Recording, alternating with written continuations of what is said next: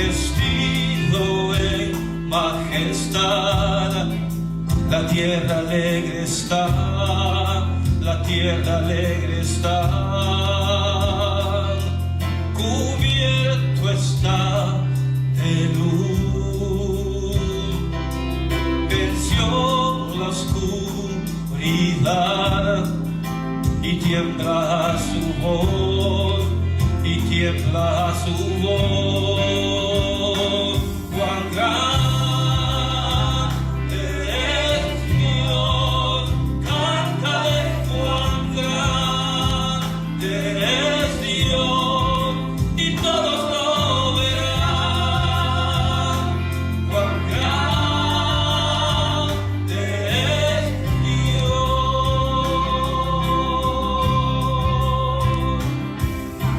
Día a día Él está, y el tiempo está en Él, principio y el fin, principio y el fin.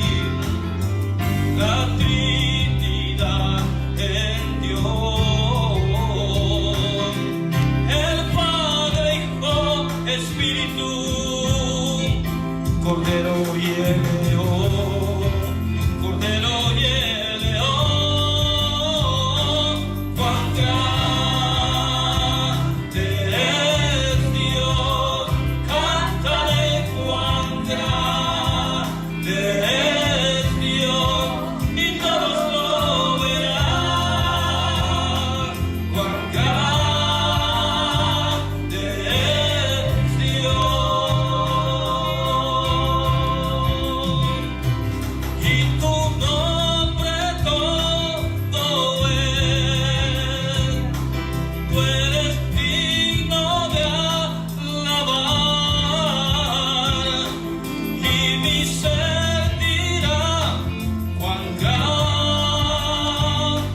es Dios.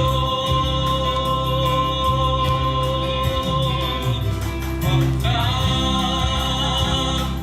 es Dios, cántale cuán grande es Dios, y todos lo verán. Cuán grande es Dios, cuán grande es Dios, cántale cuán grande es Dios, y todos lo verán.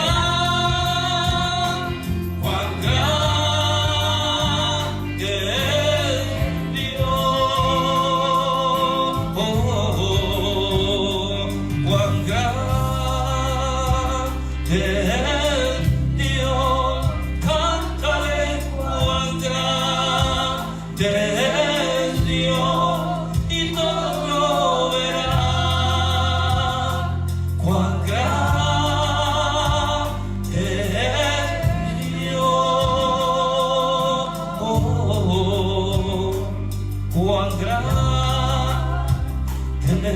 es Dios, cántale cuán grande es Dios, y todos lo verán.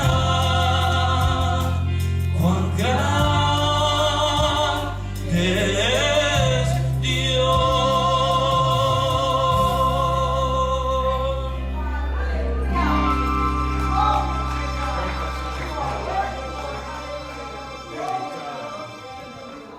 Para que seamos motivados a poder apreciar lo grande, lo poderoso que es nuestro Dios, y la oportunidad que nos ha dado de conocerle y de ser los que en un tiempo como en el cual la humanidad vive tan desprendida en el sentido de buscar a Dios y de darle a Él la gloria, pero nosotros hemos conocido al Señor.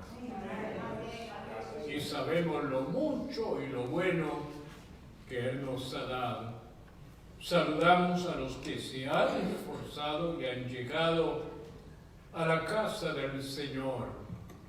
Saludamos también a aquellos que a través de los medios de comunicación están para ver y escuchar, pero también para recibir. Me lamentaba de que días atrás, antes del domingo, no le había informado a la audiencia el cambio de hora, que para nosotros, pues, se atrasaba una hora. Y ellos estaban acostumbrados a vernos a la hora que oficialmente desde aquí transmitíamos. Pero esperamos que a medida que pase el tiempo puedan ir adaptándose al horario nuestro y puedan así recibir lo que a través de nuestros medios le presentamos. Hoy continuamos conociendo la forma y la manera como Dios ha estado muy atento y haciendo lo necesario para mantener a su pueblo. Hoy vamos a conocer a dos personas que aparentemente parecían incapacitadas, sin recursos de ninguna otra forma, pero Dios los llama. Y Dios los escoge y los pone para que ellos sean el instrumento poderoso que Dios usó. Vamos a conocer a una dama. Gracias damos por las mujeres en el templo. Sí, hay que dar gracias a Dios porque hay mujeres que Dios las usa, que tienen ministerio. Y cuando una mujer puede realmente ejercer una posición en la iglesia, hay que apreciarle y hay que reconocer y respetarle y darle todo el apoyo que sea necesario para que se cumpla en ella el propósito de Dios. Tenemos a un joven llamado Gedeón que se consideró que él era incapaz de poder, y Dios lo prueba de una manera tan tremenda, porque él creyó que era con la multitud, pero Dios le dice no, por los pocos yo voy a hacer grandes cosas. Y a veces pasa así.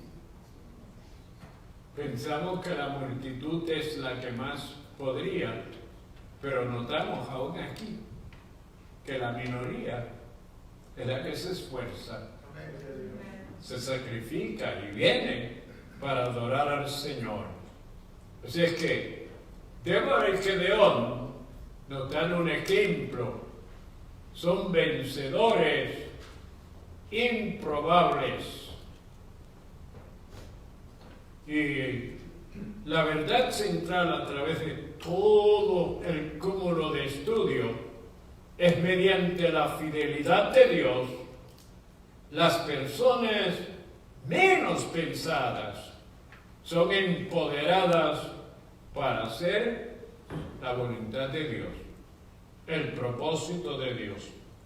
El versículo clave se encuentra en 1 Corintios, el versículo 27 del capítulo 1, y es algo, pero que el apóstol Dios le revela algo tan grande y dice: lo necio del mundo escogió Dios para avergonzar a los sabios, y lo débil del mundo escogió Dios para avergonzar a los fuertes. Para un ministerio tan grande como el apostolado, escogió unos pescadores, una gente que aprendieron con él, pero lo que sabían era pescar. Pero vamos a la lección. Para aquellos que nos escuchan y nos ven y quieren integrarse en el programa, en el estudio, estaremos en Jueces capítulo 4, del versículo 4 y 6 en adelante, y después el capítulo 6, y después el capítulo 7. Y le hago mención de dónde vamos a estudiar, porque muchos tienen Biblias y les gusta ver y luego ellos mismos estudiar el contenido de la palabra. Dice: gobernaba en aquel tiempo a Israel una mujer, Débora, profetisa, mujer de Lavidot. Y ella llegó a llamar a Barak, hijo de Abinoam, de Cedes de David, y le dijo: ¿no te ha mandado Jehová Dios de Israel, diciendo: ve junta tu gente en el monte de Tabor? Toma contigo 10,000 hombres de la primera de los Saúl. Y yo traeré hacia ti al arroyo de Sison, a Císara, capitán del ejército de Jabín, con sus carros y su ejército, y lo entregaré en tus manos. Barak le respondió: si tú fueres conmigo, yo iré, pero si no me fueres conmigo, no iré. Ella dijo: iré contigo, mas no será tuya la gloria de la jornada que emprendes, porque manos de mujer venderá Jehová a Císara. Y levantándose Débora, fue con Barak a Cedes. Y mirándole Jehová le dijo: ve con esta fuerza y salvarás a Israel de la mano de los medianitas. No te envío yo. Entonces le respondió: ah, Señor mío, ¿con qué salvaré yo a Israel? He aquí en mi familia es pobre en Manasés, y yo el menor en la casa de mi padre. Jehová le dijo: ciertamente yo estaré contigo y derrotarás a los madianitas como un solo hombre. Y Jehová dijo a Gedeón: el pueblo que está contigo es mucho para que yo entregue a los madianitas en su mano. No sea que se alabe Israel contra mí diciendo: mi mano me ha salvado. Entonces Jehová dijo a Gedeón: con estos 300 hombres que lamieron el agua, los salvaré y entregaré a los madianitas en tus manos. Váyase toda la demás gente, cada uno a su lugar. Y los 300 tocaban las trompetas, y Jehová puso la espada de cada uno contra su compañero en todo el campamento. Y el ejército huyó desde Bethsita en dirección de Ferera y hasta la frontera de Abel-Mehola en Tabad.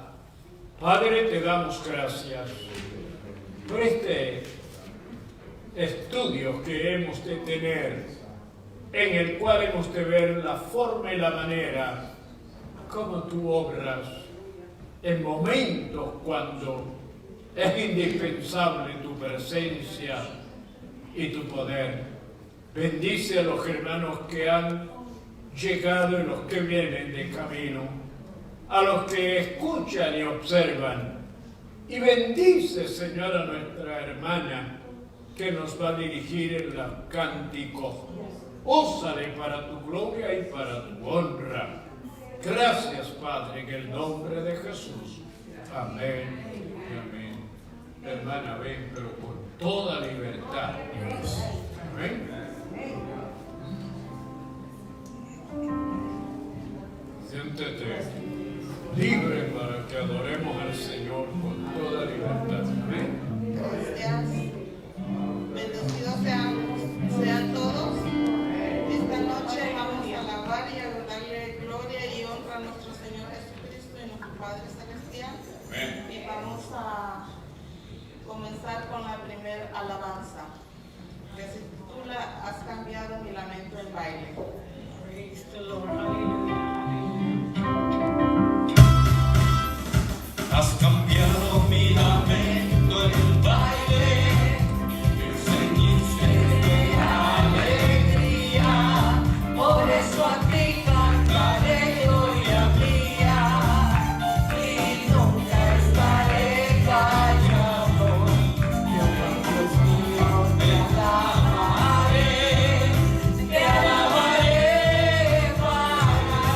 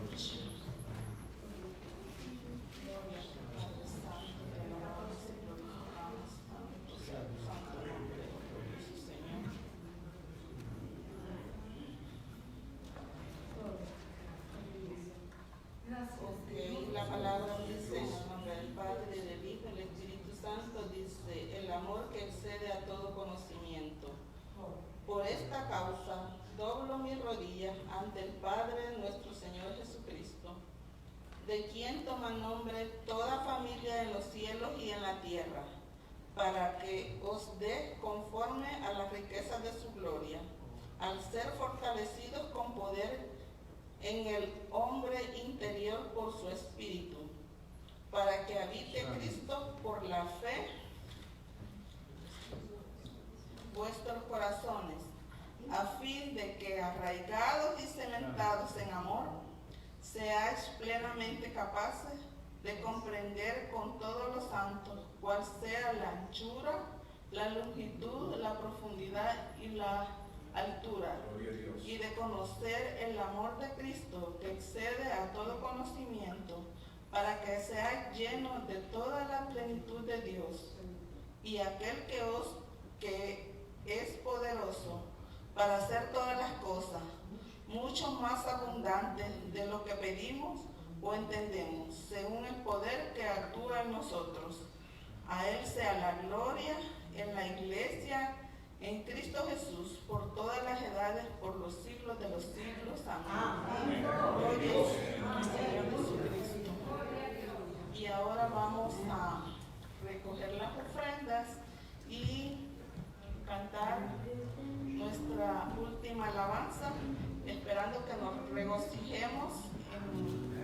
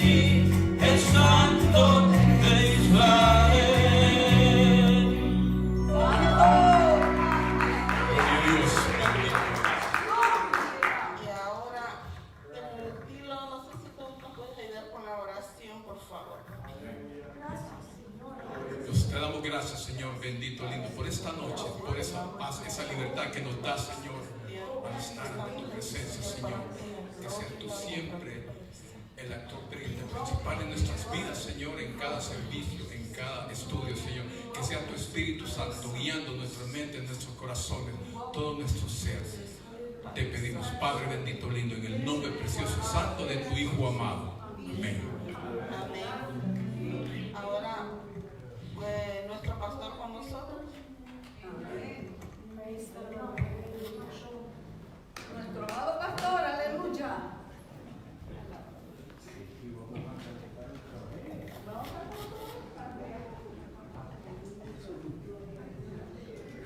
Alabado sea el Señor. Creí que íbamos a cantar más, ¿sabes? Pero, vamos entonces al estudio de la palabra.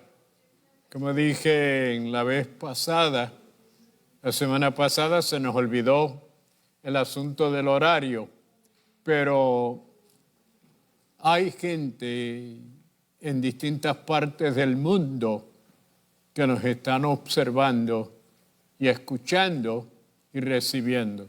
Vamos al estudio de la palabra. Nuestro hermano Edwin,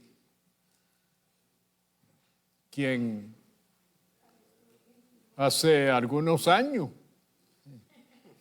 que ha estado con nosotros y Dios lo ha usado para beneficio nuestro y de aquellos que lo han escuchado. Amén. Edwin, con toda libertad. Gracias, pastor. Amén.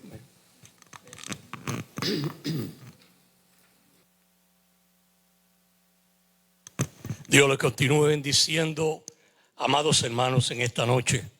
Le doy gracias a Dios como siempre por esta oportunidad tan grande que Él me concede de poder estudiar, enseñar su palabra. Es un privilegio muy grande para mí, porque yo soy uno de esos vencedores improbables. ¿Amén? Y bueno, como dice la lección, ese es el tema que en esta noche pues vamos a estudiar. ¿Okay? Vamos a continuar con la segunda lección del libro de los jueces. ¿Okay? Y vamos a ver qué podemos aprender, qué el Señor nos permite aprender acerca del libro de los jueces en esta noche. Amén. Okay, so vamos a la lección número 6. Okay. Y como ya anteriormente habíamos dicho, y dijo el pastor también, el tema de la lección es Débora y Gedeón, vencedores improbables. Okay. Parece una paradoja, ¿verdad? Vencedores improbables. Okay. Pero ¿qué es un vencedor improbable? Pues es una persona que no se esperaba absolutamente nada de él, que iba a tener éxito. Por la razón que fuese, no se esperaba que esa persona iba a lograr salir adelante, iba a tener éxito, iba a ser una persona victoriosa e iba a cumplir con los propósitos de Dios. ¿Okay? Porque se consideraba quizás alguien insuficiente, alguien incapaz, que no tenía la habilidad, las capacidades para poder llegar a lograr una hazaña y alcanzar una victoria.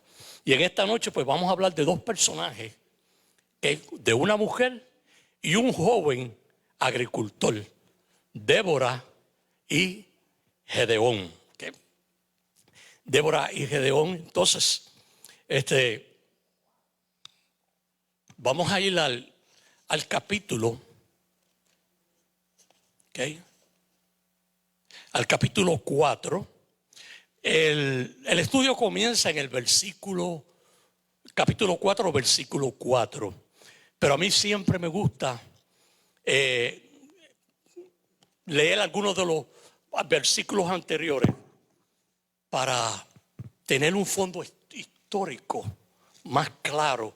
Porque a veces lo que el autor, las personas que pues, organizaron la lección, pues cogen más que ciertos versículos nada más.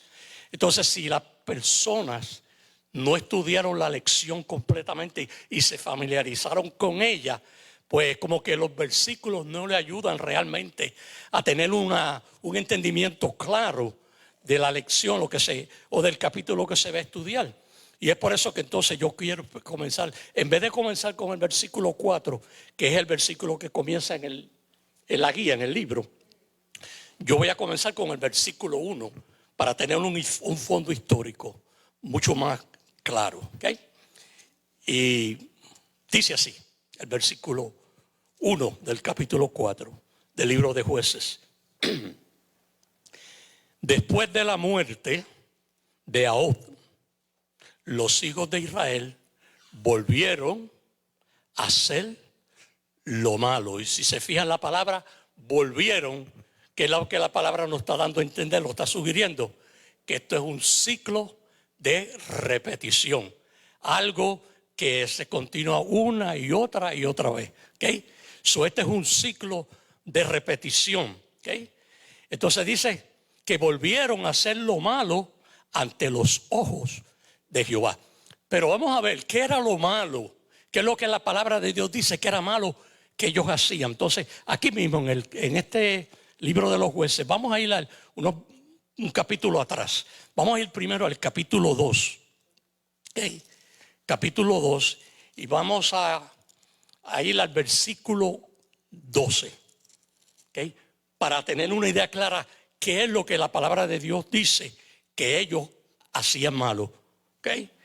Porque acuérdense, toda aquella generación que entró con Josué a la tierra de Israel, después que Josué murió y murieron los ancianos, ¿okay? Toda aquella generación sirvió a Jehová, pero después que todos ellos murieron, una nueva generación nació, creció, que dice la Biblia, y yo no comprendo por qué, pero dice que no tenían conocimiento de Jehová. ¿Okay? Que no tenían conocimiento de Jehová ni de las cosas que Jehová había hecho con sus antepasados. Pero como les dije, vamos a ir al versículo 12, ¿okay? Para tener una idea más clara de cuáles eran las cosas que esta gente estaban haciendo. Y dice, dejaron a Jehová, el Dios de sus padres, que los había sacado de la tierra de Egipto, y se fueron tras otros dioses, tras los Baales, ¿okay? Los dioses de los pueblos que estaban en sus alrededores, ¿okay? A los cuales adoraron y provocaron a ira. Y esta fue la razón por qué Dios le ordenó a ellos que cuando ellos entraran a la tierra prometida tenían que eliminar toda esa gente. Todos tenían que eliminarlo, porque Dios sabía que si ellos lo dejaban, esta gente los iban a influenciar a ellos y ellos iban a terminar también adorando a los dioses de ellos. Y exactamente esto fue lo que hicieron. Ahora vamos a ir al capítulo 3 aquí mismo, y vamos a ir ahora al versículo 6. Otra de las cosas que ellos hicieron, que también Dios se la prohibió terminantemente, y les dijo, y tomaron de sus hijas. ¿Qué hijas? Las hijas de los cananeos, ¿okay? Las mujeres paganas. Y tomaron de las hijas por mujeres y dieron sus hijas, ¿okay? Las hebreas, las dieron por mujer a los cananeos. Y eso fue algo que trajo la ira de Dios sobre de ellos, la desobediencia. ¿Okay? Teniendo ya una idea, ¿okay?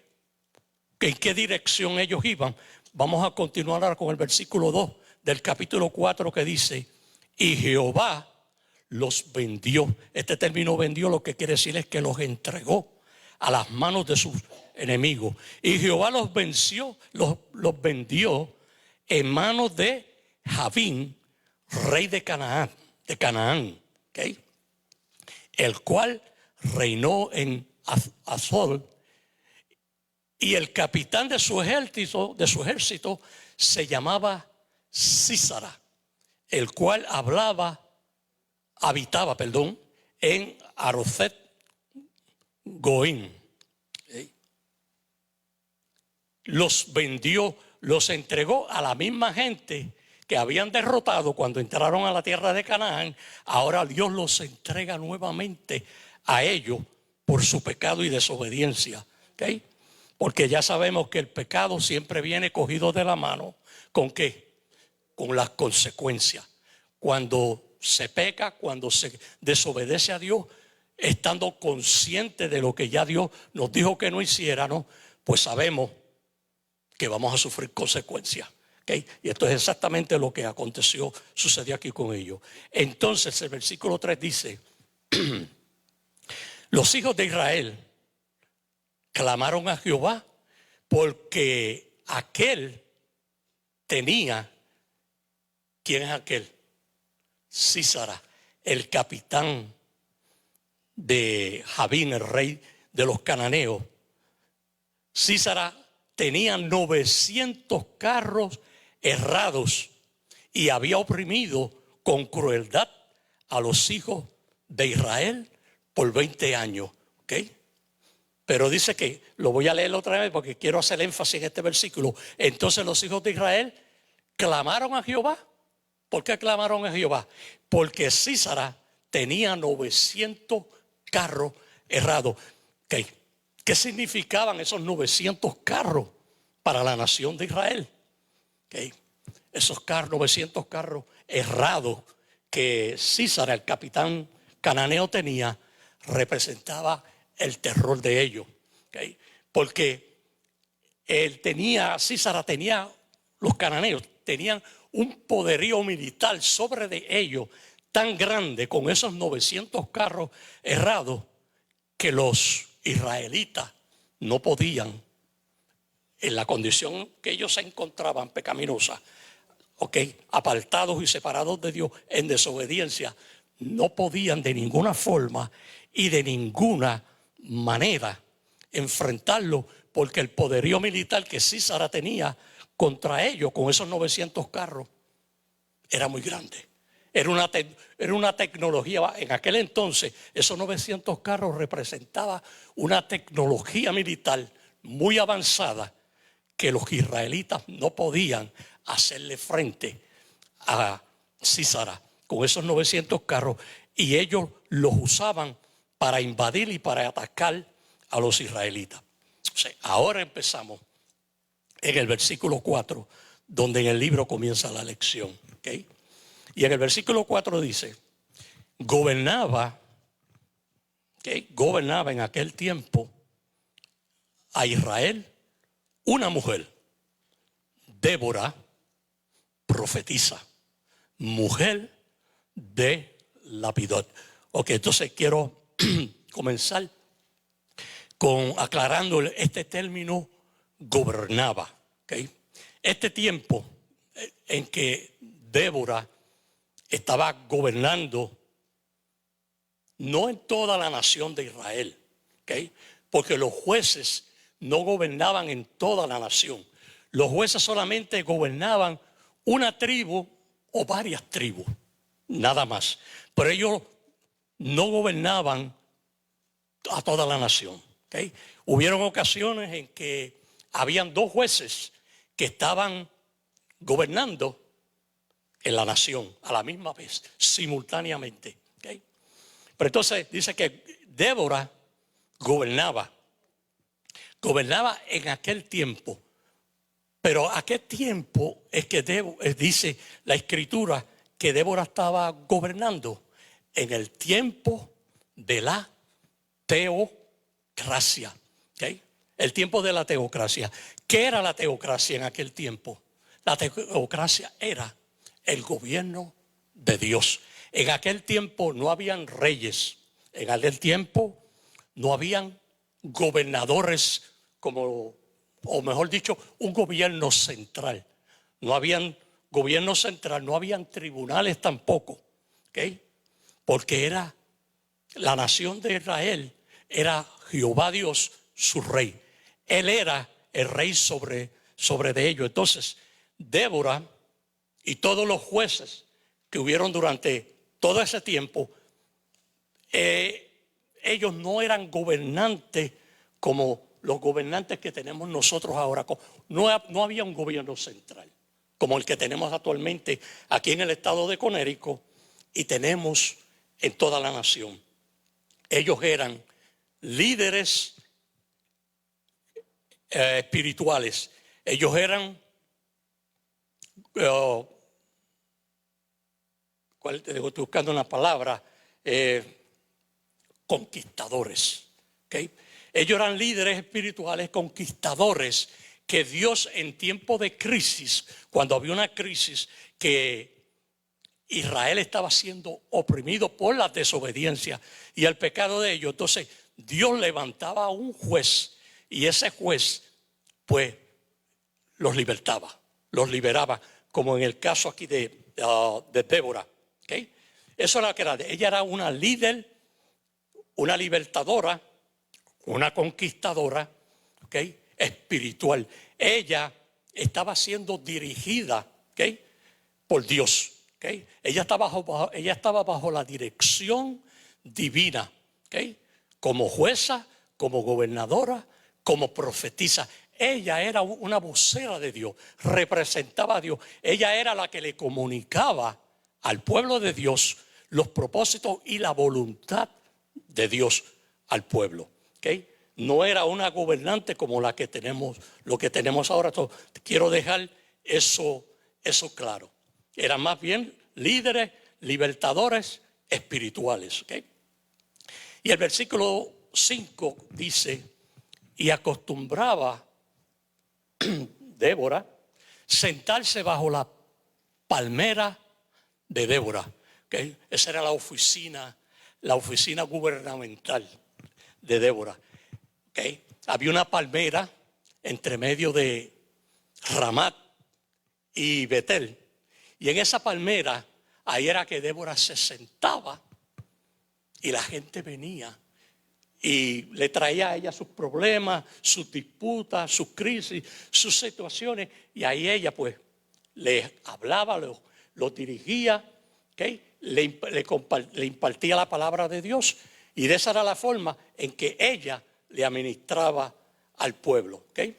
Y acostumbraba y se sentaba bajo la palmera de Débora, que le dieron ese nombre, la palmera de Débora, entre Ramat y Betel, en el monte de Efraín. Y los hijos de Israel subían a ella a juicio. ¿Okay? Pero el término juicio no deje que los confunda. No es que ella juzgaba. ¿Okay? Ella no juzgaba. Ella no interpretaba leyes, ni las aplicaba tampoco. ¿Okay? Ella simplemente estaba siendo dirigida por Dios para ministrarle al pueblo. ¿Okay? Y en el versículo 6 dice, y ella envió a llamar a Barak, hijo de Abinoam, de Sedep, de Neftalí. ¿Okay? Ella lo envió a llamar. ¿Quién era Barak? ¿Okay? ¿Quién era Barak? Bueno, Barak era simplemente un israelita común y corriente como otro cualquiera. ¿Okay? Barak no era un líder nacional. Barak no era un rey. Barak simplemente era un israelita como otro cualquiera, pero que Dios tenía planes con él. ¿Okay? Dios tenía planes con él, ¿okay? Y lo iba a hacer un comandante de las tropas de Israel. ¿Okay? Pero esos eran los planes que Dios tenía con Barak. ¿Okay? Pero entonces Débora lo llamó. ¿Okay? Y le dijo, haciéndole una pregunta, ¿no te ha mandado Jehová, Dios de Israel, diciendo, ve y junta a tu gente en el monte de Tabor y toma contigo 10,000 hombres de la tribu de Neftalí y de la tribu de Salomón? Y fíjense que ella lo está cuestionando. Ella le está preguntando. Ella no le está revelando a Barak nada nuevo. Ella era profetisa también, pero ella no le estaba profetizando, porque si usted se fija detenidamente, ella lo está cuestionando, le está haciendo una pregunta, dando a entender, sugiriendo que ya anteriormente Barak había recibido este mensaje, que ella le está recordando a él. Ella lo que le está haciendo es un recordatorio, porque parece que a él le pasaba lo que nos pasa a veces a algunos de nosotros, ¿verdad? Que como que nos hacemos los locos y nos dicen las cosas y después como que las ignoramos y como que por alguna razón nos queremos hacer los desentendidos. Entonces parece que a Barak le pasó algo así, ¿verdad? Entonces ella lo llama y lo cuestiona. ¿Qué pasó con la orden que posiblemente Dios le dio la primera vez a través de ella misma? Porque la impresión que da, lo que sugiere el versículo, que ella misma fue la que anteriormente fue la que le dio a él la primera revelación de lo que Dios quería que él hiciera. ¿Okay? Pero él, como les dije, después lo ignoró. ¿Okay? Por entonces vamos con el versículo 7. ¿Okay? Y le dijo, después que tú hagas hecho eso y que hagas ido a la tribu de Neftalí y a la tribu de Zabulón y hagas escogido esos 10,000 hombres, ¿ok? 10,000 hombres, entonces mira lo que Dios va a hacer. Barak dice, y yo atraeré hacia ti al arroyo de Sison a Sísara. ¿Okay? Y yo, Jehová, Dios hablando, atraeré hacia ti, Barak, al arroyo de Sison a Sísara. Ok, un arroyo. Usted sabe que hay una diferencia entre un rollo, un arroyo y un río. Sabe que un río es mucho más largo, es mucho más caudaloso, es mucho más grande. Un río puede correr hasta miles de millas o kilómetros, puede correr.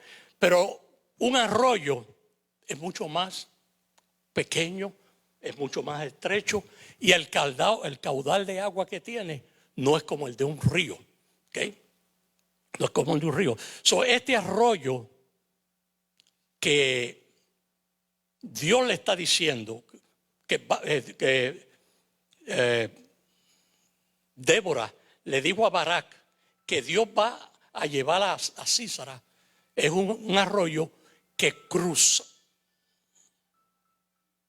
cruzaba por el valle de Esrelón. ¿Okay? Por el valle de Esrelón. ¿Okay? Que también se conoce como el valle de Josafat, pero también tiene un nombre que es más conocido para quizás muchos de ustedes. ¿Okay? El valle de Megiddo. ¿Okay? Este arroyo atravesaba el valle de Megiddo. Y es significante porque en este valle, que también lleva el nombre de Megiddo, el valle de Megiddo, ¿okay? En este valle, esta escena que estamos leyendo aquí en este momento se va a repetir nuevamente. ¿Okay? Nuevamente, al final de la gran tribulación. Y por eso le dije que me es interesante hacer este comentario, porque al final de la gran tribulación, el anticristo va a reunir todos sus ejércitos. ¿Okay? Al final de la gran tribulación, al final de los 7 años de la gran tribulación, el anticristo va a reunir todos sus ejércitos. ¿Okay? Los va a reunir todos, los va a llamar para que vengan al valle, a este valle, donde Dios va a traer a Sísara. También el anticristo, Dios va a venir. El anticristo va a reunir todas esas naciones que están con él y supuestamente es él. Supuestamente es él el que las va a llamar y las va a traer al valle de Megiddo. ¿Para qué? Para atacar a Jerusalén, para destruir a Jerusalén. ¿Okay? Porque esa es la meta del anticristo. Eso es lo que él quiere, eso es lo que él busca. ¿Okay? Aparentemente es él el que va a reunir esas naciones, pero no es él, es Dios. Es Dios. Es el mismo Dios quien va a traer todas esas naciones del anticristo y al anticristo y lo va a llevar a este valle, al valle de Megiddo, aquí donde Dios va a traer a Sísara también, y ahí Dios va a derramar su ira sobre el anticristo y sobre todas sus tropas que están con él. Y ahí es donde dice la Biblia que van a morir tanta gente, porque son millones. ¿Okay? Cuando venga, eso es lo que se conoce como la guerra de Armagedón. ¿Okay? Y cuando todos esos ejércitos del anticristo se reúnan para querer invadir y atacar a Jerusalén, son millones. Son millones de soldados que van a ver ahí, ¿ok? Porque ese valle es grande. Y van a ver tantos y tantos. Porque quien los va a traer realmente no es el anticristo. Quien los va a traer es Dios mismo. ¿Para qué? Para derramar su ira sobre todos y cada uno de ellos. Que dice que va a haber tanta sangre, que la sangre va a correr como un río y va a llegar hasta ¿qué? Hasta los frenos de los caballos. Por la sangre que va a haber. Pero ¿cómo es posible que pueda suceder eso? Porque la Biblia es bien gráfica en eso. Dice que va a haber tanta sangre que se va a derramar ahí en ese valle que la sangre va a correr como un río. Pero ¿saben cuál es la razón del por qué? Es porque cuando la ira de Dios sea derramada de una forma sobrenatural sobre los ejércitos del anticristo, Dios va a utilizar, ¿saben qué va a utilizar? Unas bolas de granizo enormes que pesan alrededor de 100 libras. Y cuando esas bolas de granizo enormes caigan sobre todas las tropas del anticristo, sobre los ejércitos del anticristo, y se mezcle ese granizo que después se va a derretir y se mezcle con el agua, esa es la razón por qué va a haber un río de sangre que va a correr, que va a llegar la sangre a los frenos de los caballos. Pero esto es lo mismo que va a hacer Dios aquí con Sísara también.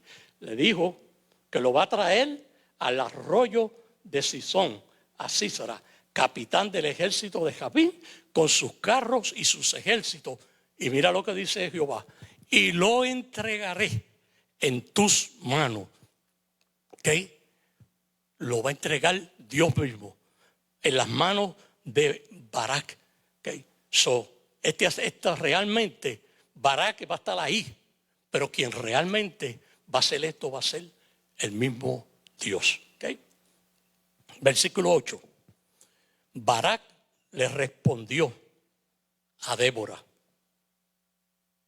si tú fueres conmigo, yo iré. Pero si no fueres conmigo, no iré. ¿Verdad? Y de primera intención, cuando uno lee esa primera frase, si tú fueres conmigo, yo iré.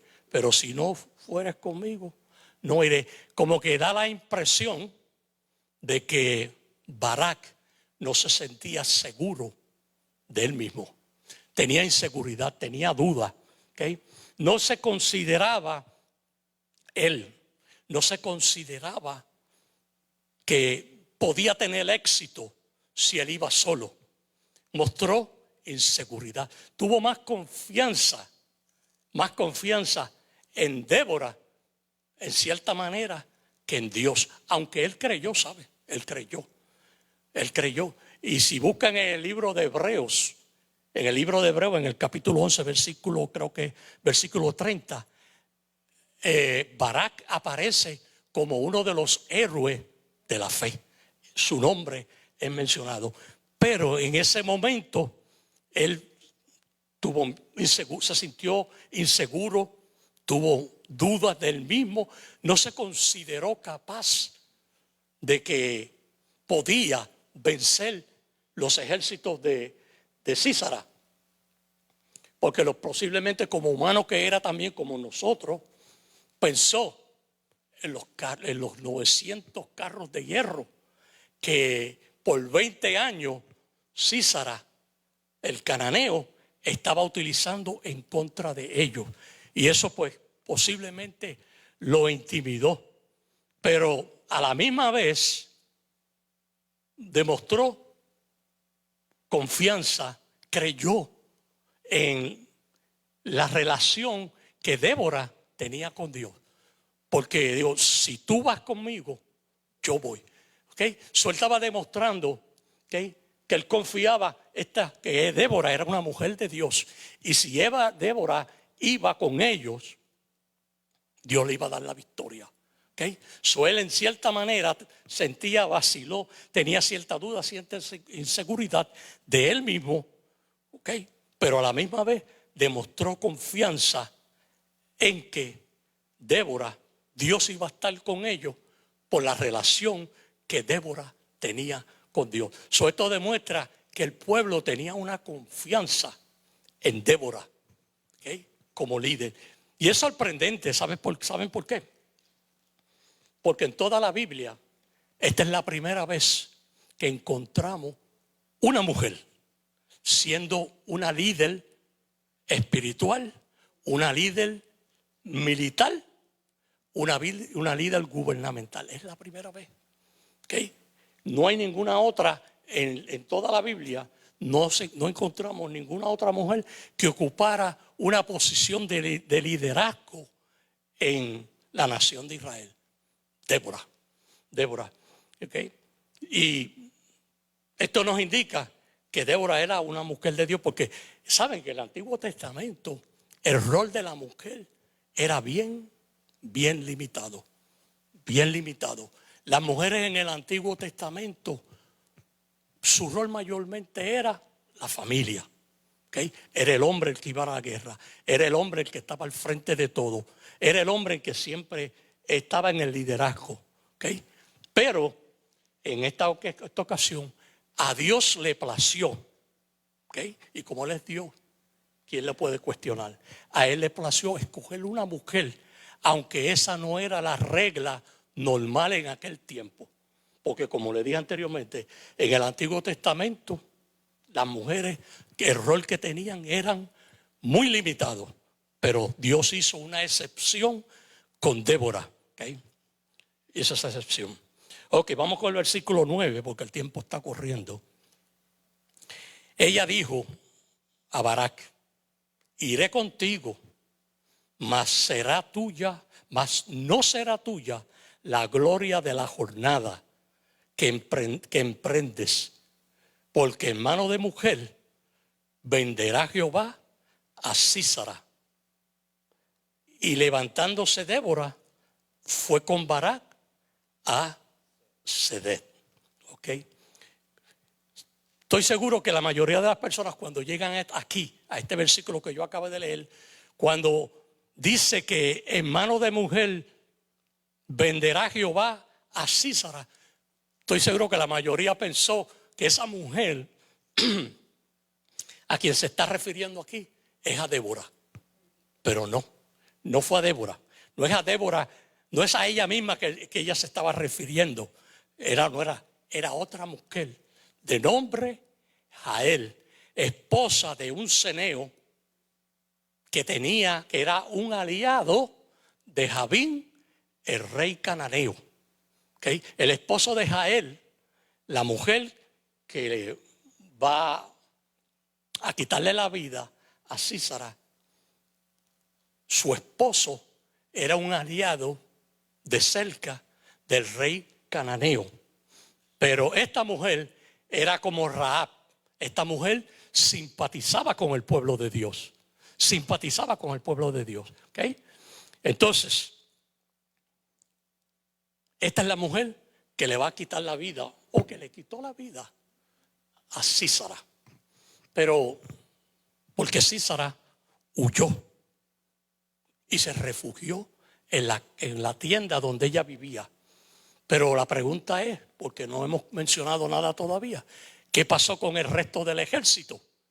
¿Qué sucedió con el resto del ejército cuando se enfrentaron los israelitas? Pues ¿sabe qué pasó?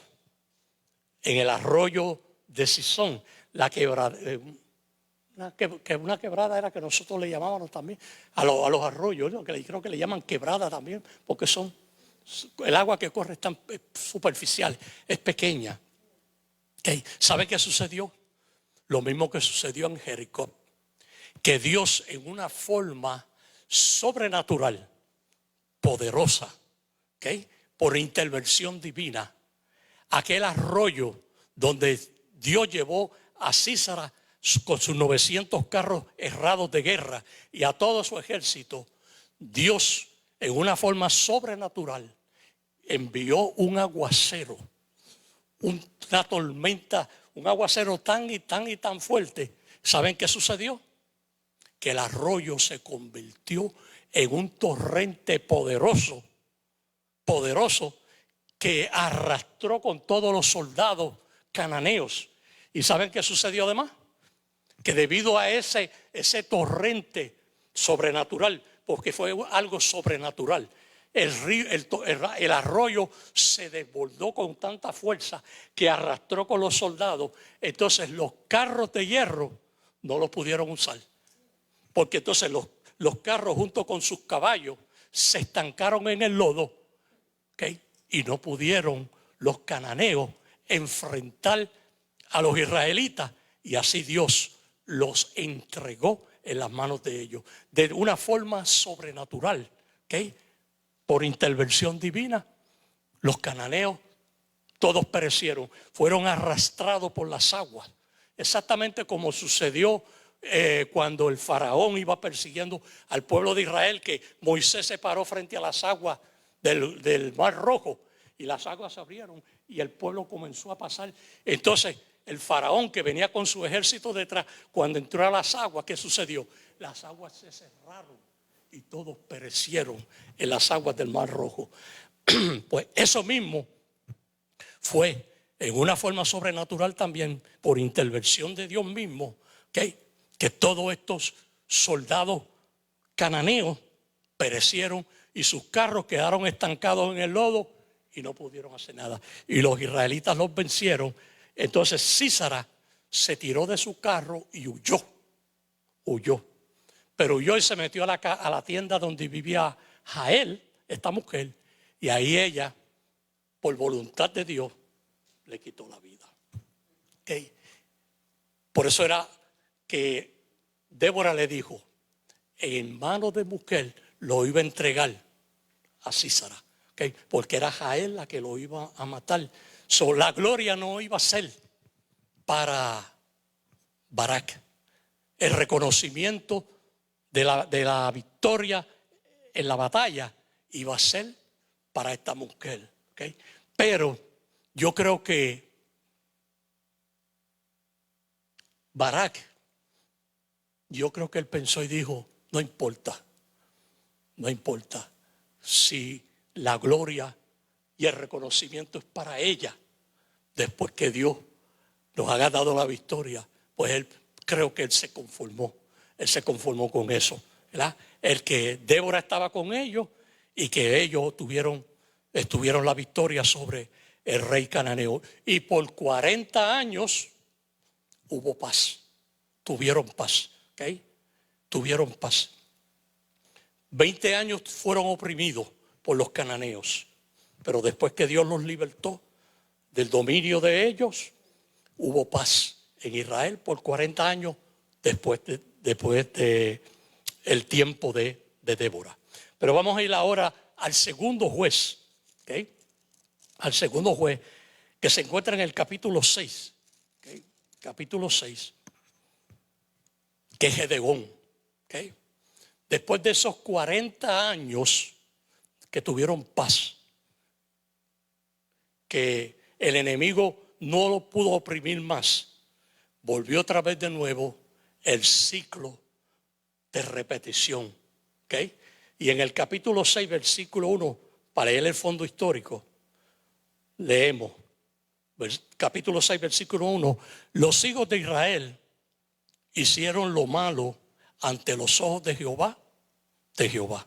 Nuevamente, 40 años después de Débora haberles dado la victoria y haberlos liberado, volvieron otra vez de nuevo con el ciclo de repetición. No sabemos si Débora murió. ¿Qué pasó con Débora? La Biblia no hay registro de ella. No se encuentra nada acerca de qué pasó con ella después de esos 40 años que Israel tuvo paz. No se habla más nada, no se encuentra nada más en la Biblia con relación a ella. Pero lo que sucedía era que siempre que el juez moría, entonces parecía que ellos estaban más convertidos al líder que a Dios. Porque tan pronto el líder moría, el líder espiritual moría, ellos volvían otra vez de nuevo a repetir sus pecados pasados. Y aquí en el capítulo 6 del libro de Jueces, vuelve otra vez de nuevo el mismo ciclo de repetición. Y Jehová nuevamente los entregó en manos de ¿quién? De Madián por 7 años. Por 7 años tuvieron otra vez de nuevo siendo oprimidos por los madianitas. Y la mano de Madián prevaleció contra Israel. Y los hijos de Israel, por causa de los madianitas, se hicieron cuevas en los montes y cavernas y lugares fortificados. ¿Verdad? Tremendo. En su misma tierra, en su mismo territorio, la gente que ellos le habían quitado la tierra, porque Dios se la había dado a ellos. ¿Okay? Esta gente volvieron otra vez de nuevo a dominarlos. ¿Okay? Y en su misma tierra tuvieron que refugiarse en cuevas. Se escondían en las cuevas, en los montes y en los lugares fortificados por temor a ellos, ¿okay? A los madianitas. ¿Okay? Pues el versículo 3 dice, pues sucedía que cuando Israel había sembrado, subían los madianitas y amalecitas y los hijos del oriente, posiblemente los sirios, eran los hijos del oriente, contra ellos subían y los atacaban. ¿Okay? Esperaban siempre que llegara el tiempo de la cosecha. Entonces cuando ellos sembraban, cuando llegaba el tiempo, entonces venían ellos, multitud de ellos, miles y miles de ellos, y subían los hijos del oriente contra ellos y los atacaban. Y el versículo 4 dice, y acampando contra ellos, destruían los frutos de la tierra hasta llegar a Gaza. ¿Okay? Y no dejaban que comer en Israel, ni ovejas, ni bueyes, ni asno. ¿Okay? Porque subían ellos y sus ganados y venían con sus tiendas en grande multitud como langostas, ellos y sus camellos. ¿Okay? Y el versículo 6, y sus camellos eran innumerables y así venían a la tierra para devastarla. De este modo empobrecía a Israel en gran manera por causa de Madián. Y los hijos de Israel, una vez más, se están oprimidos, están siendo afligidos, están pagando las consecuencias de su pecado, de su desobediencia, pero vuelven otra vez de nuevo, ¿ok? Y claman a Dios. Y parecía que este tiempo era la era del yoyo. ¿Okay? No sé si ustedes se acuerdan de los yoyos, si lo llegaron algunos de ustedes, yo estoy casi seguro que sí. Porque si me acuerdo yo, hay muchos de ustedes que están más o menos en mi edad también que se tienen que acordar. Hay otros que están mucho más jóvenes que yo, pero hay otros que se pueden acordar. ¿Se acuerdan que el yoyo usted lo tiraba y un tiempo estaba abajo y un tiempo estaba arriba? ¿Okay? Entonces parecía que ellos eran este tipo de creyentes que un tiempo le están sirviendo al Señor. Cuando todo le está bien, cuando todo le va bien, cuando Dios los está bendiciendo, cuando están prósperos, cuando todas las cosas le marchan bien, que la chequera está full, está completa, ¿no? Todos los biles están pagos y todo va bien. Como que entonces se distraen y se olvidan y vuelven otra vez de nuevo y se apartan del Señor y se alejan. ¿Okay? Pero entonces, tan pronto comienzan las cosas, le comienzan a ir mal y se sienten oprimidos y se sienten perseguidos y no tienen paz y no tienen gozo y las cosas y todo lo que hacen le va mal. Entonces, ¿qué hacen? Corren otra vez de nuevo a buscar al Señor, a pedirle al Señor que los perdone y los restaure. ¿Okay? Está bien, eso está bien que lo hagan.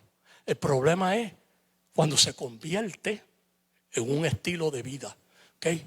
Porque nosotros no podemos estar como el yoyo subiendo y bajando. ¿Okay? Un tiempo le servimos al Señor cuando las cosas nos marchan bien y todo nos va bien y tan pronto las cosas cambian, entonces volvemos otra vez de nuevo a nuestros antiguos desobediencias y pecados. ¿Okay? Eso no podemos ser así, tenemos que estar firmes. Y ese era el problema que sucedía con esta gente. ¿Okay? Estaban siempre yendo y viniendo. ¿Okay? Y volvieron otra vez en el versículo 6, dice, y clamaron a Jehová. ¿Okay? Pero vayan ahora al versículo 11. ¿ok? Al versículo 11. Y dice en el versículo 11, y vino el ángel de Jehová y se sentó. ¿Ok? Se sentó debajo de la encina que está en Ofra. Se sentó. Si el ángel de Jehová se sentó, indica que el ángel de Jehová no es un espíritu. El ángel de Jehová no es un fantasma. El ángel de Jehová es una manifestación de Dios mismo, pero en una forma visible. ¿Okay? Porque cuando hablamos del ángel de Jehová, estamos hablando de Dios mismo. ¿Okay? De Dios mismo, pero manifestado en una teofonía, en una forma visible.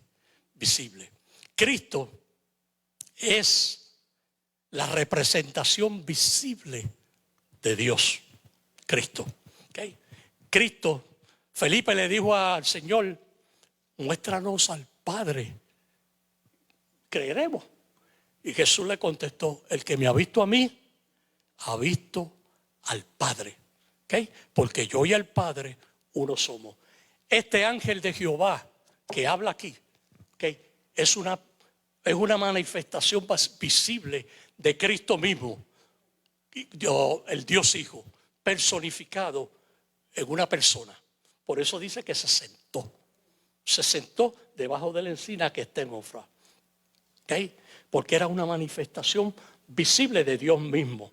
¿Okay? Y creemos que esta manifestación visible era el Dios Hijo, que es Cristo. ¿Okay? Y el versículo 11 continúa diciendo, la cual era de Joa a Abieserita. ¿Okay? Este árbol, esta encina, que es un árbol bien grande, bien robusto. ¿Okay?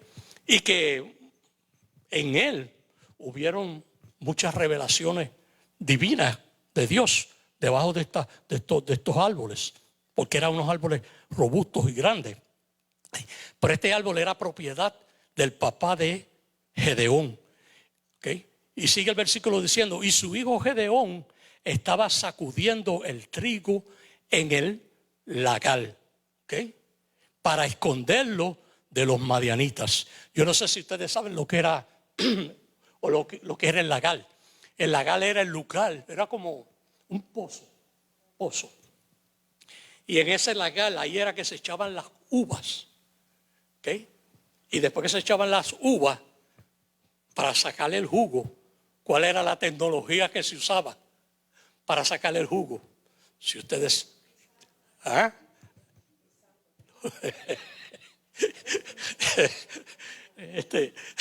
Ernesto sabe cuál era la tecnología. Él no lo dice, pero me hace seña con el pie y los pies. ¿Okay? Ellos caminaban sobre las uvas, porque en aquel tiempo no tenían la tecnología, la maquinaria, los avances que tenemos tecnológicos hoy para producir el jugo, para sacar. Solo lo que ellos hacían eran que caminaban sobre las uvas y de esa forma ellos obtenían el jugo. ¿Okay? Pero el lagar no era para limpiar el trigo. Gedeón, el joven Gedeón, que era un joven agricultor, un israelita más, ¿okay? Se había metido dentro de ese lagar, de ese pozo, ahí, pero era para esconderse de los madianitas, porque él sabía que si se iba a la era, okay, la era un espacio abierto en una colina donde entonces ahí era que se separaba la espiga del trigo, porque era un sitio abierto, entonces era como una colina y había mucho viento, y cuando el viento le daba a la espiga, la separaba del trigo. ¿Okay? Pero no se podía ir ahí por causa de los madianitas, porque lo iban a ver y le iban a quitar lo que él tenía. Entonces él y su familia iban a sufrir de hambre también. Él se metió dentro de ese lugar, del lagar, y se escondió ahí, y ahí él era que estaba él trillando, separando el trigo. Y el versículo 12 dice, y el ángel de Jehová se le apareció y le dijo, Jehová está contigo, varón esforzado y valiente. Wow. Entonces, meditaba, pensaba, cuando leía ese versículo, varón esforzado y valiente. Y Gedeón estaba metido escondiéndose dentro de un pozo para no ser visto por los madianitas, que entonces le quitaran el trigo, la comida de la familia. Y el ángel de Jehová lo llamó varón esforzado y valiente. ¿Saben por qué? El ángel lo llamó así. Porque el ángel de Jehová estaba viendo en Gedeón lo que Gedeón no sabía ni veía de él mismo. ¿Okay? Gedeón se consideraba débil, se consideraba incapaz, se consideraba no valiente, no esforzado. ¿Okay? Posiblemente se consideraba nada, simplemente otra persona más. Pero el ángel de Jehová lo llamó varón esforzado y valiente, porque el ángel de Jehová estaba mirando más allá de lo que Gedeón veía. ¿Okay? Igual que nosotros. ¿Okay? Posiblemente muchos de nosotros nos sintamos y nos consideremos igual que se consideraba Gedeón. ¿Okay? Que no podemos hacer esto, que no podemos hacer aquello, que somos débiles, que no tenemos la habilidad, que no tenemos la capacidad, ¿okay? Que no estamos preparados. Y posiblemente Gedeón se sentía de esa manera, pero el ángel de Jehová le dejó saber que él estaba viendo en él que él tenía el potencial para Dios utilizarlo, ¿okay? Como un instrumento para su gloria y su honra. ¿Okay? Por eso lo llamó varón esforzado y valiente. ¿Okay? Dios estaba viendo mucho más que lo que Gedeón veía de sí mismo. Y el versículo 13 dice: y Gedeón respondió: oh Señor mío, si Jehová está con nosotros, ¿por qué nos ha sobrevenido todo esto? ¿Y dónde están todas sus maravillas que nuestros padres nos han contado, diciendo: ¿no nos sacó Jehová de Egipto? Y ahora Jehová nos ha desamparado y nos ha entregado en manos de los madianitas. Entonces, cuando yo le estaba leyendo este versículo 13, yo decía: parece que Gedeón es como algunos de nosotros, que nos espaciamos y nos olvidamos de dónde estamos viviendo. Gedeón está hablando como si él no estuviera enterado de nada de lo que el resto de la nación estaba haciendo. ¿Okay? Gedeón parece, o da la impresión, que él estaba ignorante, como que él no estaba enterado que todo lo que le estaba sucediendo y todo lo que le estaba aconteciendo a ellos no era porque Dios los había desamparado. Dios no los había desamparado. Dios estaba siempre con ellos. Fueron ellos los que se alejaron, los que se apartaron, los que se separaron de Dios. Porque Dios no se aparta ni se separa de nosotros, ni nos deja. Somos nosotros los que damos ese paso.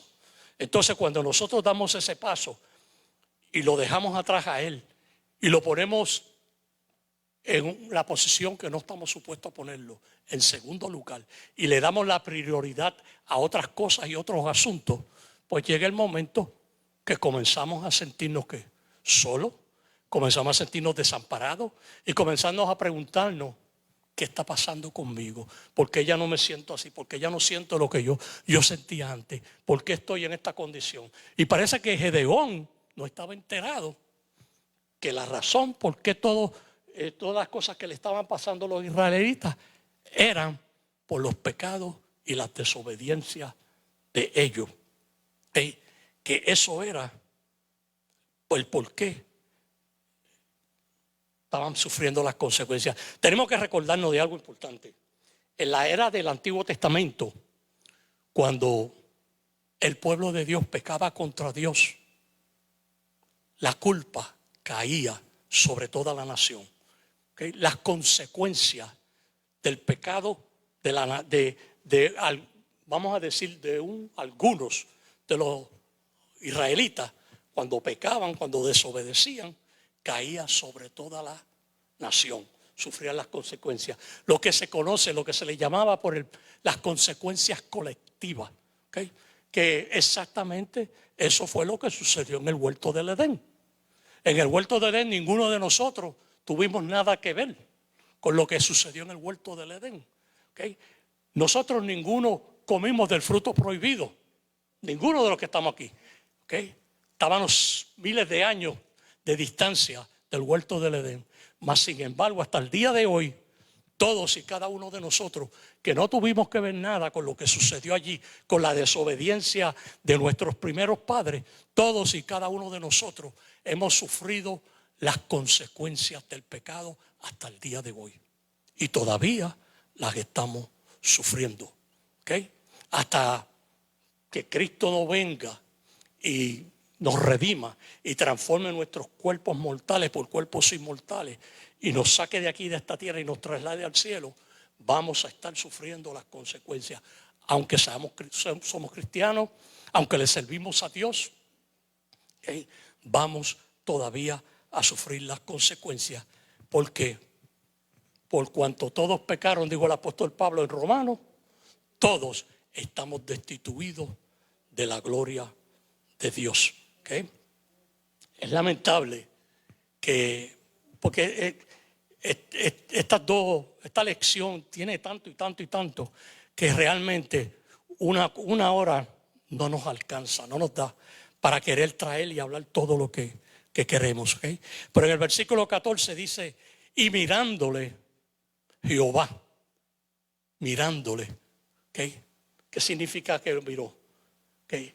Que lo miró buscando la atención, mirándolo a él. ¿Okay? Jehová le dijo, ve con tu fuerza y salvarás a Israel de la mano de los madianitas. ¿No te envío yo? ¿Okay? Ahora, ¿qué fuerza es que le estaba hablando Dios a Gedeón que vaya? ¿Okay? ¿Por qué no le estaba hablando de fuerza física? Porque obviamente sabemos que Gedeón era un joven agricultor, no tenía ninguna experiencia en la guerra, ¿okay? No tenía ninguna preparación, posiblemente la de la agricultura. Pero entonces él le dice, ve con tu fuerza y salvarás a Israel de la mano de los madianitas. ¿De qué fuerza entonces era que le estaba hablando Dios? ¿Okay? Lo que Dios veía en Gedeón. Gedeón se sentía incompetente, débil, ¿okay? No preparado, no capacitado, pero Dios veía en él, ¿okay? Que tenía fe y que él tenía el potencial de hacer lo que él mismo creía que no podía hacer. ¿Okay? Y eso era lo que Dios le estaba comunicando. El ángel de Jehová le estaba comunicando a Gedeón. ¿Okay? Ve, porque yo sé que tú puedes tener el potencial. ¿Sabes por qué, Gedeón? Porque yo te envío. Yo soy el que te estoy enviando. ¿Okay? Y tú vas a ir con lo poquito que tú tienes. Tú vas a ir y tú vas a obtener la victoria. Tú vas a salvar de Israel. ¿Okay? Entonces le respondió, oh Señor, ¿con qué salvaré yo a Israel? He aquí que mi familia es pobre en Manasés y yo el menor en la casa de mi padre. ¿Okay? En otras palabras, él se sigue presentándose como, no puedo, soy joven, soy pobre, no me siento capaz, no me siento capacitado, pero Dios le había dicho, vete porque yo soy el que te envío. ¿Okay?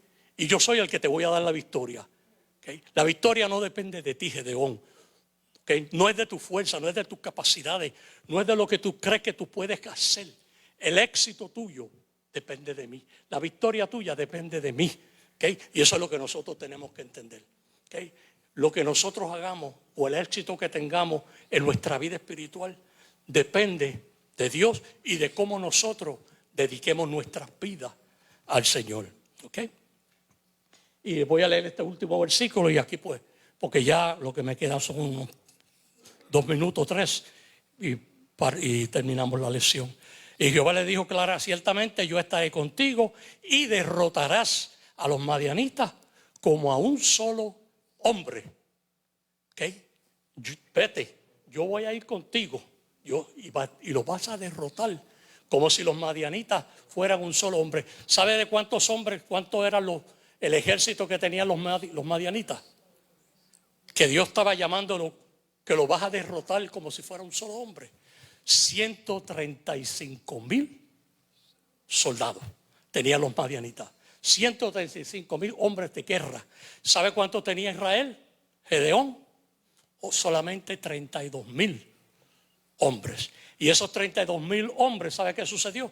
Dios los redujo a 10,000. Y después que los redujo a 10,000, Dios dijo, no, estos son muchos hombres. Y si van a la guerra, esos 10,000 contra esos 135,000, se van a dar la gloria a ellos y van a decir que por ellos fue que pudieron vencer a los madianitas. Dios los redujo de los 10,000 a 300. Y con 300 hombres fue que Dios le dio la victoria a Gedeón y a Israel y los libertó de los madianitas después de 7 años. ¿Okay? Con 300 hombres. Porque no es el número lo que Dios está buscando, sino la disposición. ¿Okay? No es cuánta gente hay aquí en esta congregación, es cuántos están dispuestos a buscar de Dios. ¿Okay? Porque es mejor 10 personas que busquen de Dios en espíritu y en verdad, que 100 espectadores que lo que vienen es simplemente a entretenerse, ¿okay? A pasar un tiempo. ¿Okay? Es mejor 10 que mucho, porque este camino nunca ha sido de la mayoría, siempre ha sido de un remanente. Desde el principio, desde Noel hasta el día de hoy, siempre ha sido un remanente fiel, no ha sido la mayoría. En Mateo nos encontramos que dice que muchos son llamados, pero que pocos son los escogidos. Amén. Dios les continúe bendiciendo. Me gustaría seguir aún más, pero el tiempo no me lo permite. Nuestro pastor con nosotros.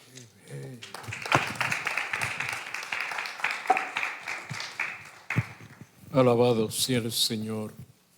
Como he dicho en otras ocasiones, la palabra del Señor es una fuente inagotable. Y cuando se interesa el creyente, el Espíritu de Dios le ilumina para que entienda, y no solamente él en sí reciba, sino que pueda compartir con los demás. Agradecemos a Dios este privilegio de poder recibir la palabra y poderla compartir. ¿Cuántos nos están escuchando y estarán observando y estarán recibiendo? Porque hay muchos lugares donde posiblemente no hay una iglesia en el vecindario. Posiblemente no ha llegado un misionero, pero nosotros estamos llegando. Y Dios está obrando. Y tenemos un número de personas de distintas partes del mundo que nos han hecho saber que ellos quieren aceptar al Señor como su Salvador personal. Pero quiero hacerles saber a los que no se han podido comunicar, pero que han oído y han visto y sienten la necesidad y preguntarían, ¿qué haré para ser salvo? Y el Señor les contesta y le dice, cree en el Señor Jesucristo y serás salvo tú y tu hogar, tu familia. Desde Argentina, Darío Rocas, Samuel Macías de México, de Bolivia, Francisco Tabó, de Venezuela, Sandra Libreto, de Perú, Armando Vallejos, de Paraguay, Andrés López, de Brasil, Emilio de la Paz, Isabel López, de Cuba, José Rivera, de Puerto Rico, Germán Eliseo, de Italia, María Naboa, de Portugal, José Pérez, de Bolivia, y quienes habían servido al Señor, pero el enemigo y las cosas del mundo le distrajeron. Pero hoy dice: no, regreso a mi casa, regreso a mi Padre, recibo su bendición.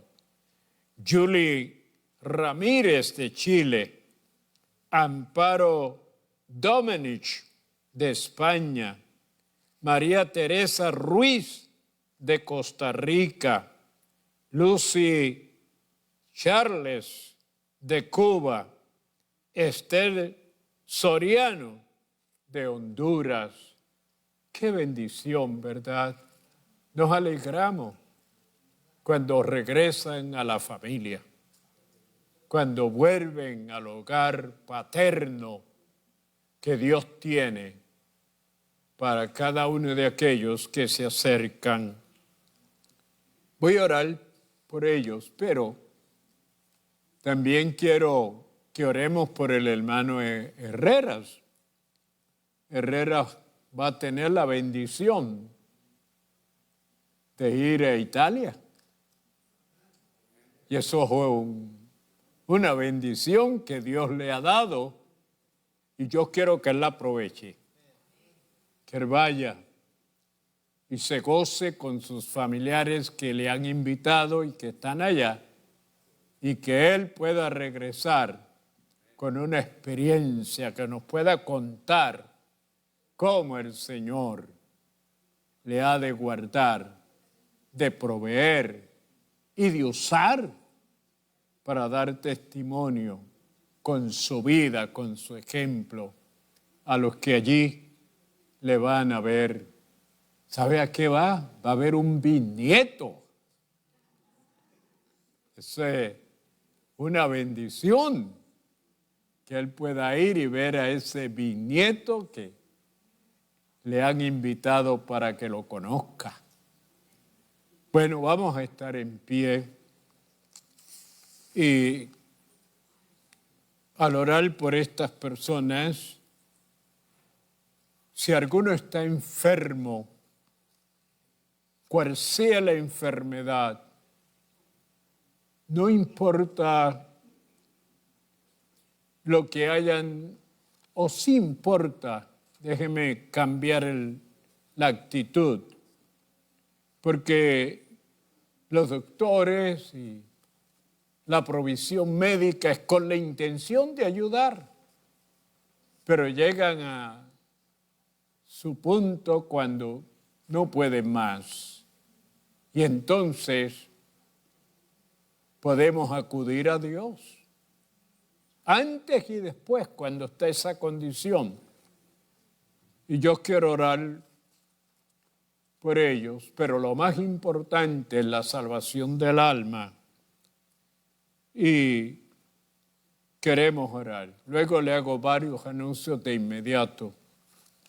Padre, te damos gracias por tu palabra, por esas experiencias, Señor, ese relato bíblico, cuando te manifestaste y usaste y te dieron la gloria, porque lo que había que hacer, solo tú, Señor, eras quien podías hacerlo. Y en este tiempo, también nosotros reconocemos que sin ti, Señor, nada podemos hacer. Los ataques, la forma como el enemigo quiere, oh Dios, destruir Pero si tú con nosotros, ¿quién contra nosotros? Yo te presento a este grupo de vidas que han aceptado a Cristo como su Salvador personal, reconociendo que es algo grande, es algo especial, que hayamos podido llegar a donde ellos están y hayan podido escuchar, pero también creer y recibir y experimentar en este momento lo más grande y sublime, la salvación de sus almas, porque son perdonados, todos sus pecados son borrados y comienza una nueva vida en el libro escrito su nombre en el cielo. Gracias, Señor, por los que se reconcilian también, que permitiendo que sin ti nada podemos hacer y que lo que el mundo ofrece se ha de desvanecer y dejar de ser, pero los que creen y confían en ti permanecen para siempre. Mira los enfermos en esta hora, habiendo escuchado los testimonios que hemos presentado, de seguro que hay un gran número esperando y mirando y buscando para recibir, Señor, en este momento. Yo proclamo sanidad, proclamo liberación, proclamo restauración para la gloria y la honra de tu nombre. Gracias, Señor. Amén. Solo quiero decirles, ¿verdad?, que el jueves vamos a estar con la hermana Calderón. Si alguno de ustedes desea llegar, véase con la hermana Mirta, que le va a dar la información. Lo estamos haciendo de día y lo estamos haciendo a las 2 de la tarde, porque estas son vidas que están en cama y son vidas que están dependiendo de asistencia y de cuidado, y nosotros queremos cooperar y ayudar, que el culto sea de bendición, que se puedan gozar al recibir la palabra del Señor. Dios me los guarde, Dios me los bendiga, que puedan en la noche descansar, pero de una manera grande y especial. Y el pueblo de Dios dice, amén. ¿Sabe que me gocé con la hermana dirigiendo? Amén.